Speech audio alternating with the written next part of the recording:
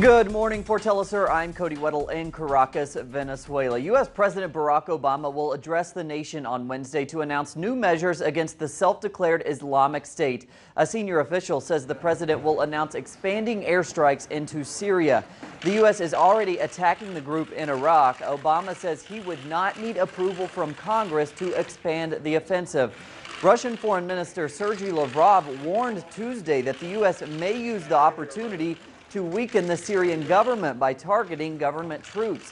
Western powers have so far rejected Syrian offers to cooperate against extremist groups. Right-wing Republican Senator John McCain has called for Obama to begin strikes in Syria and also to arm anti-Syrian government rebels. In 2013, McCain met with Syrian rebels, some of whom have reportedly since joined the Islamic State. Observers fear U.S. arming of groups in Syria could eventually create a similar threat as the Islamic State. McCain was complete. And to Latin America now, where the UN General Assembly on Tuesday passed a motion adopting a new legal framework that will help those countries fighting vulture funds. The motion was submitted by Argentina, which has battled holdout creditors for years. Here's our Argentina correspondent, Leonel Poblete.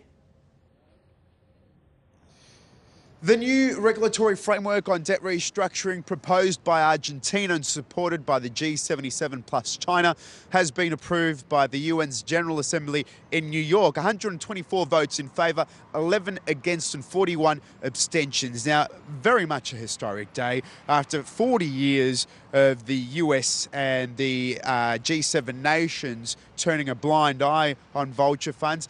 This regulatory framework basically comes in to bring to an end the big business of the vulture funds, which is buying debt off a drowning economy and then suing that same country for a 100% payback plus interest, which is basically what the vulture funds have done to Argentina and many other developing nations around the world. It's a serious blow to the IMF and the G7 nations and a radical change in the global landscape, especially since the introduction of the Bretton Woods system at the end of World War II. So just recapping, the new regulatory framework on debt restructuring has been approved by the UN's General Assembly. Back to you in the studio. Thanks to Leonel. Brazilian President Dilma Rousseff has widened the gap with her closest rival, Marina Silva, ahead of upcoming presidential elections. According to the latest poll released Tuesday, Rousseff would receive just over 38% of the vote in the first round of voting on October 5th. That's compared with 33.5% for Silva. Third-place candidate Aécio Neves fell to 15%. The poll suggests that Silva's popularity has finally stalled after surging in recent weeks. Rousseff is now also statistically tied with Silva in a potential runoff election set for October 26th. The Colombian parliament will debate links between politicians and paramilitary groups next week. On Tuesday, a commission ruled that former President Álvaro Uribe may not be explicitly named during the hearing. Critics have documented Uribe's links with paramilitary groups. 15 segundos.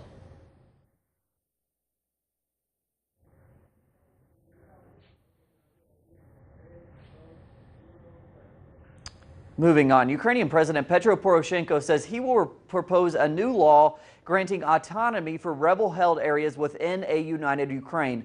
Both Russia and Ukraine say the ceasefire is largely holding.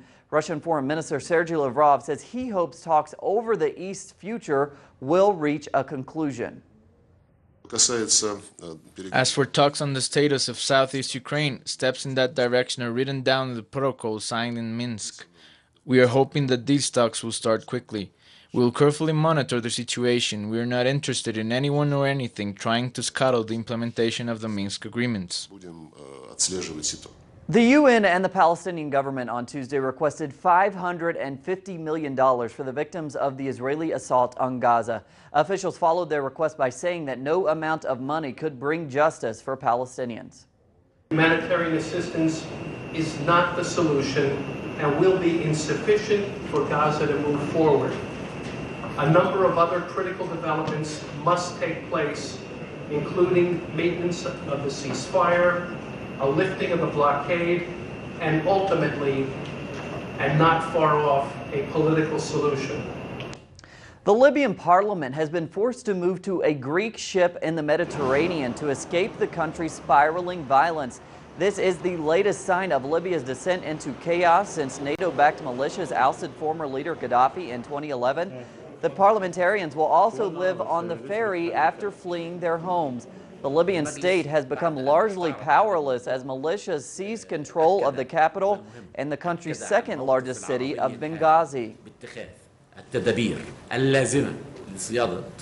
With the referendum on Scottish independence just 8 days away, the Yes campaign is gaining ground. In response, those supporting the status quo for the United Kingdom have proposed granting Scotland more autonomy if the no vote wins. What the opinion polls and everything is showing over the last few days is that people do want change, and I want change, but there's a right kind of change, and that's the Scottish Parliament with powers in the United Kingdom, and there's a wrong kind of change, and that is an irreversible separation. The leader of Scotland's Yes campaign, Salmond, has rejected the proposals and continues to urge Scottish voters to vote for independence. These are people who 48 hours ago were saying there was to be more on offer to Scotland. That's what George Osborne said in his television interviews. Now we find out this is a recycling of the same package that was offered in 3 different ways in the spring and was judged and has been judged by the Scottish people to be totally inadequate. We end this morning with an amazing discovery at Stonehenge, where archaeologists have revealed the site contains much more than previously thought. New discoveries showed the British monument was part of a large collection of chapels, a burial mound, and ritual shrines. Before this discovery, researchers thought the prehistoric site stood on its own.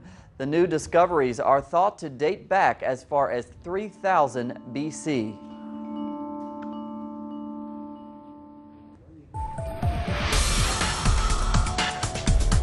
Very interesting. More on those stories and others, as always, at our website, telesurtv.net/English. For teleSUR English, I'm Cody Weddle. Have a great day.